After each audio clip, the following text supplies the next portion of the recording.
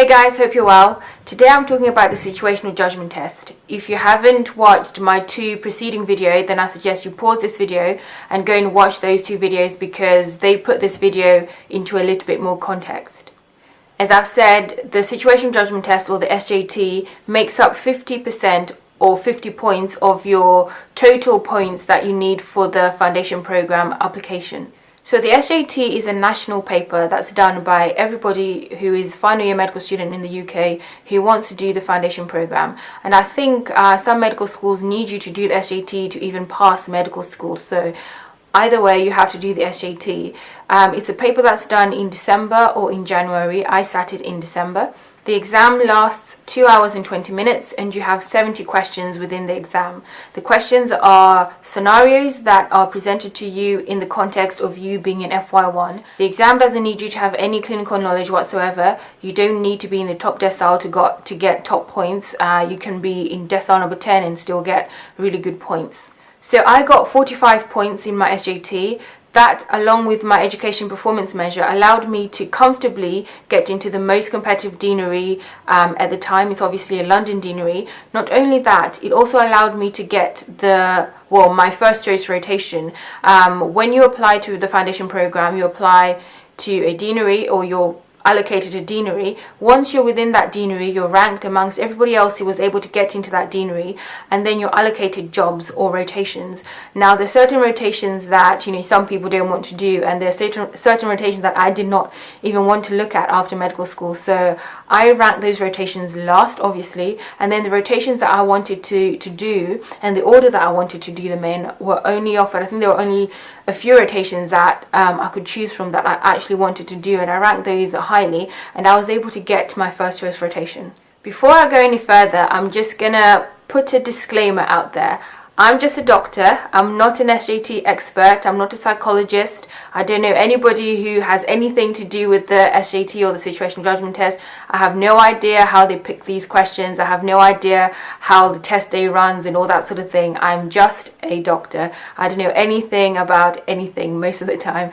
I'm just somebody who sat the situational judgment test before I started the foundation program, and I'm just going to be telling you what I did personally to get the points that I did. I'm not saying what I did is the gospel. I'm not saying that you need to change your revision strategy or whatever else you've been doing up till now and adopt my strategy. This is literally something that I did and something that worked for me. So how did I get 45 points? Well, you might want to get a pen and a paper, and I'm just going to be regurgitating exactly what I did.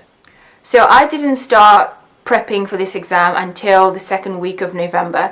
As I said, I sat the exam in December, and I didn't start doing anything, no reading, no practice questions, nothing, until the second week of November. So that gave me, I think, about 4 weeks to actually revise, 3 or 4 weeks to actually prepare for this exam, and I think that was good enough time. The next thing I did was to read everything that the GMC has ever produced. There's something called the good medical practice, and if you're sitting the SJT, then you know what the good medical practice is. Basically, the GMC, the General Medical Council, determines the curriculum that we go through as medical students, that we go through as doctors, and they're the regulators for doctors. They're also the people that give you your doctor's registrations. The situational judgment tests are basically looking at how you respond to scenarios as an FY1, and how you respond to scenarios as an FY1 should be based on what the GMC teaches you. So as a basic minimum, you need to read the GMC Good Medical Practice.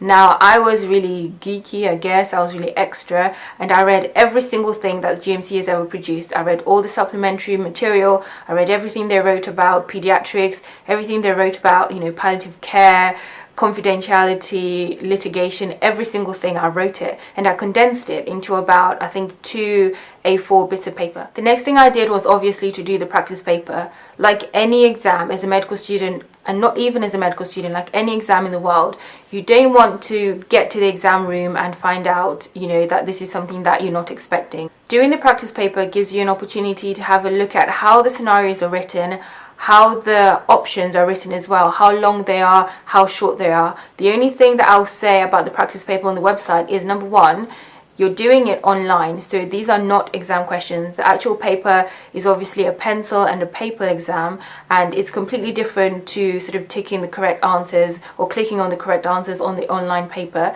The next thing is, I found personally that the scenarios in the actual exam were longer, slightly longer than the ones on the practice paper. Now the practice paper may have changed you know, since the time I did it. I think I did it in 2015, so the practice paper may have changed to reflect this, but I found the scenarios in the practice paper to be slightly shorter. In the exam you have you know, very little time to read the scenario and to find the answers and that sort of thing, so you really want to get a feel of what it's like to do the paper in exam conditions. So when you're doing the practice paper, do it in exam conditions. If you have to do it online, then do it online. If you want, you can print the paper to make it more realistic and actually get a an answer sheet to put your answers on, so you can get a feel of how the actual exam will be. As well as familiarizing yourself with GMC material, have an idea about the Mental Health Act, the Mental Capacity Act, Fraser Guidelines, Gillett Competency, confidentiality, palliative care, that sort of thing, because all these sort of domains will be tested in the paper. Have an idea of what a clinical supervisor is and what an educational supervisor is. These people are sort of integral to your survival as an FY1 and FY2, and if you just go on the foundation program website, you'll find out what these people do. I don't advise you to use any more than one book to practice for the SJT. There are so many books, thousands of them even, that have been produced with SJT questions, SJT advice and all that sort of thing, and I don't recommend you buying all of them. So I made the mistake of getting all the books out from the library with the intention to read everything there was to read about the SJT. I thought that, you know, the more practice I had, the better, but I found that, and I quickly found this, I'm so glad I found this out, different books have got different explanations for things, and this is going to cloud your mind. So they will have the same scenario, however they will have different sort of ranking and different explanations for why they've ranked the scenario in that way, which is different to another book. So my suggestion is, if you are to use a book, is to buy just one book. I ended up using the Oxford Handbook for the situational judgment test. Not that I'm saying this book is any better than the other books, but I'm just a really big fan of Oxford Handbooks, and I have an Oxford Handbook in probably every single medical domain, but I found this book to be okay to practice with. I'm not saying it was excellent, but this is the only book that I practice with. I did maybe like 10 questions a night, every other night, just to get a feel around you know, the scenarios, the ranking, the explanations and that sort of thing. So if you're going to buy a book, buy just one book. Don't be reading you know, from book to book to book, because your mind is going to get clouded, and you don't want this. You don't have much time in the exam to be second guessing yourself. You want to look at the scenario and you want to rank it stat. You don't want to be faffing around trying to think, oh, but if I can put this one first, what if I swap these two, and all that sort of thing. Number one, you waste time, and number two, you're more likely to make sort of stupid mistakes and you lose points. I get asked this question a lot by final year medical students, and that is, should I go on a course? I didn't go on a course, so there's no course that I can recommend to you guys to do. I literally bought a question bank, and I will recommend these guys because I thought their question bank was really, well, it was cheap to start with. I only paid £20. And the second thing is that they've been doing sort of situational judgment test questions for years and years and years. If you know anything about the SJT, then you'll know that it's something that GP trainees have to go through, and these people have been providing sort of courses for GP trainees and stuff, and then they've branched out, obviously, SJTs for foundation program. And I found their questions to be quite reasonable, quite well reflective of what the actual exam is, and then they provided good explanations for the rankings for things. Now, I contacted EMEDICA before I made this video, and I asked them if they had any discount codes for anybody who would be interested. This is not sponsored in any way. I'm not getting any money from EMEDICA, but they've kindly sent me a discount code, which I will put in the description bar for you guys. Hopefully it still works. I contacted them I think a few weeks ago, so if it doesn't work, then let me know and I can ask them to reactivate it or whatever else. But yeah, I think it gives you 15% off a course or their question bank. As I've said, I don't recommend any course. I'm not affiliated to any course or to any company, but I do recommend their question bank, and this is something that I did. It cost £20 when I paid for it in 2015. It might cost a little bit more now, but hopefully the discount code is still working and you guys can get 15% off. Another thing that I think you can do, but I don't think is essential, is shadowing FY1s. Obviously, these are the people that you're going to be taking over from, so you need to have an idea of how they respond to these scenarios and how they do their job. It's not essential because some of the time you don't have enough time to shadow FY1s. I was able to shadow FY1s or CT1s, actually I shadowed, purely because I was doing my A&E placement at the time and I was attached to a CT1, so I was able to ask him how he would respond to this SJT scenarios. The thing to be aware of is that the paper is asking you what you should do as an FY1, and you'll find that sometimes what you do as an FY1 is a little bit different in terms of maybe there isn't somebody to ask, maybe your registrar is not available, and this happened to me a lot of times, and you have to make sort of decisions on your own, or you have to ask somebody else who is not your registrar, maybe a registrar from another team, or even ask the med-reg if you're doing a surgical job, you know. So basically the SJT is asking what you should do as a doctor, and this is how you should answer the questions. Shadowing FY1s, although is good just to be familiar with what they do, is not essential purely because of these reasons. Sometimes what they do is different to what they should do purely because they're put into really difficult situations. The final thing I'll say to you guys is obviously good luck for the exam. This is just one more exam in a whole list of exams that you've done from first year of medical school.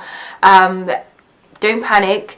Do whatever you do usually before an exam. If you're somebody who wakes up and does yoga before an exam, then do that. If you're somebody who goes for a run before an exam, then do that. Make sure you eat loads of food. Have your breakfast before the exam. I know I said it's 2 hours and some minutes, but honestly, you don't have time. The scenarios are long, and literally I remember when I was doing my exam, the guy was like, you have 15 minutes left, and I had 30 questions to go, guys. How I was able to do the exam and finish my paper, I don't know. But yeah, work quickly during the exam, eat breakfast, go to the toilet. It's a long exam, probably longer than you've ever sat in a long time. And yeah, after the exam, don't panic. You'll feel horrible because you won't know whether you've done well or you've done badly. I know people are fixated with their deaneries and stuff. I know I was really stressed out after my exam, but I did okay. I got 45 points and I was able, as I've said, to get into my first choice deanery and get into my first choice rotation. So there is hope for everybody. If I can do it, then all of you guys can do it. Hopefully it's been useful, guys, and let me know if there's any questions in the comment section or emails. I have a few emails to reply to you at this point. I've seen subjects that say SJT, so hopefully I've answered some of your questions in this video. I will be replying to emails tonight, so hopefully if I haven't answered anything, then I'll reply to your email specifically. But thanks for watching, guys, and I'll see you next time. Bye.